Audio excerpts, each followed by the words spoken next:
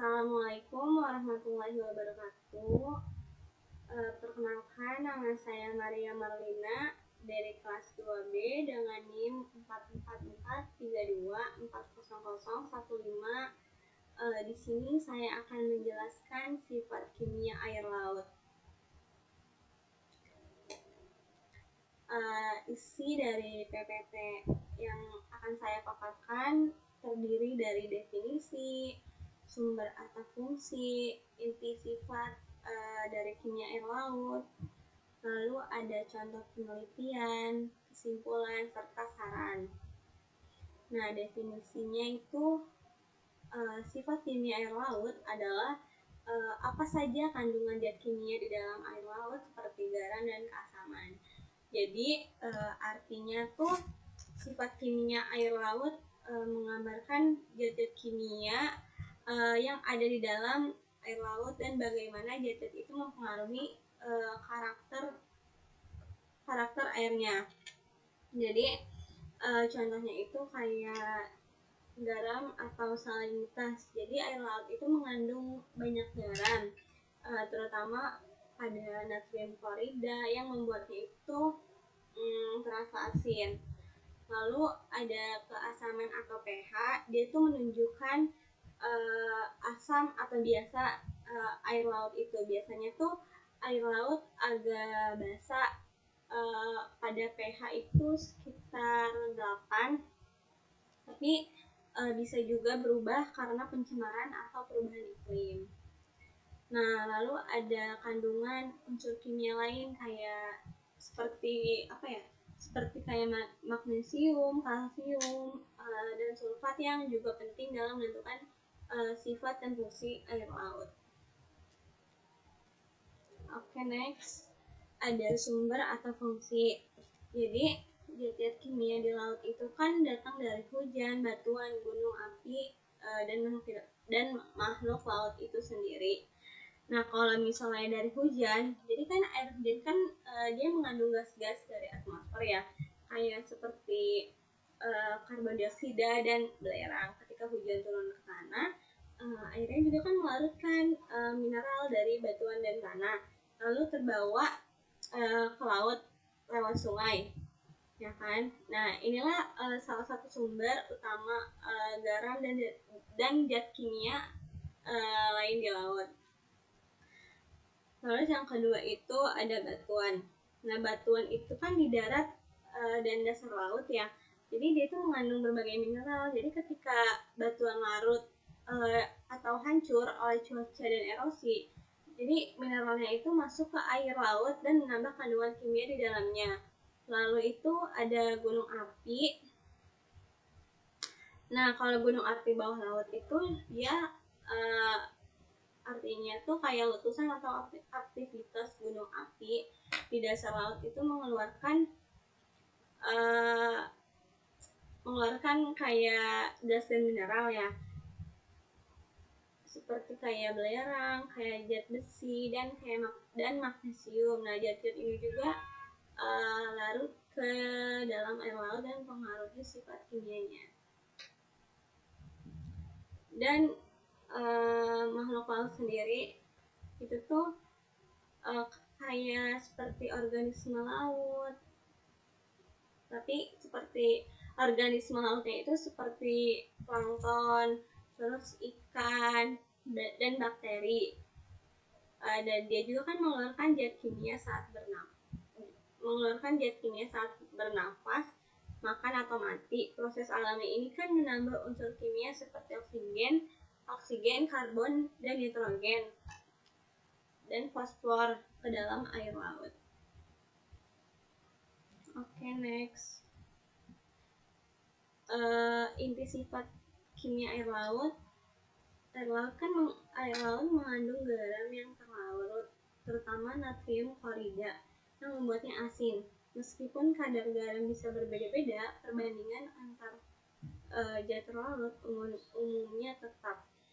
Jadi intinya tuh ada juga mineral lain kayak seperti magnesium, kalsium, kalium, dan sulfat, ya kan? Nah, kandungan kimia ini tuh dia tidak sama di setiap tempat, tapi dia tuh bisa berubah kayak tergantung pada suhu, terus kedalaman, arus laut, atau aktivitas makhluk hidup di laut. Nah, meskipun demikian, komposisi relatif dalam zat-zat tersebut cenderung tetap. Artinya tuh kalau misalnya kalau kadar kadar garamnya naik atau kadar si garamnya itu turun, itu perbandingan antara zat tetap hampir sama. Oke, next. Di sini tuh ada contoh penelitiannya. Penelitiannya itu yang pertama dari Yusko Ios di itu tahun 2022. Penelitian itu tuh dia mengkaji perubahan kimia laut akibat peningkatan kadar CO2 atau pengasaman laut. Lalu penelitian yang kedua itu penelitian LIPI. Itu dilakukannya tahun ini 2025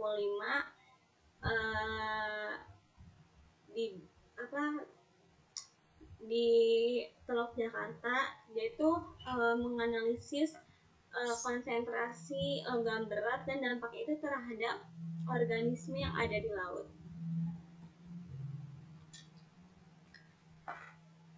Penelitian IPB itu pada tahun 2020.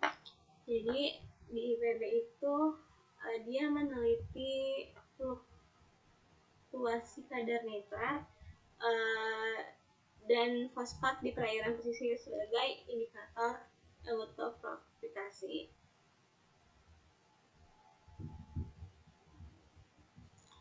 Oke, kesimpulannya dari sifat kimia air laut itu tuh air laut kaya akan berbagai zat kimia, terutama garam seperti natrium, klorida.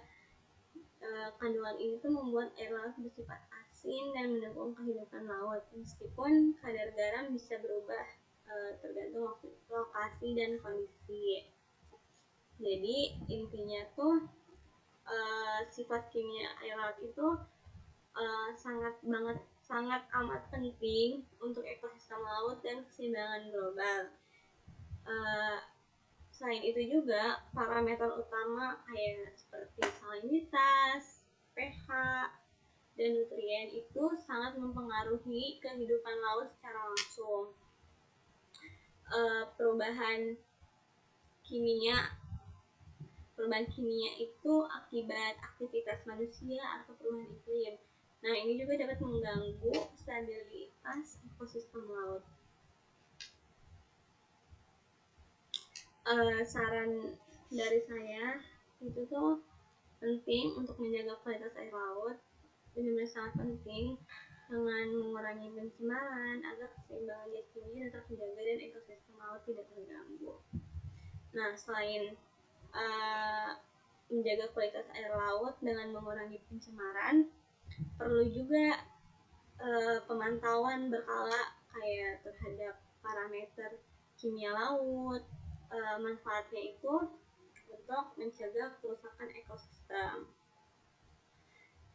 Selain itu, edukasi masyarakat juga sangat penting tentang dampak limbah dan emisi karbon terhadap kualitas air laut. Lalu selain itu, pengembangan teknologi ramah lingkungan juga sangat penting untuk mengurangi sampah-sampah plastik yang ada di laut. Nah, dukungan ini juga kayak dukungan terhadap penelitian kimia laut itu untuk mitigasi perubahan iklim dan konservasi laut. Itu saja penjelasan mengenai sifat kimia air laut. Kurang lebihnya mohon maaf. Wassalamualaikum warahmatullahi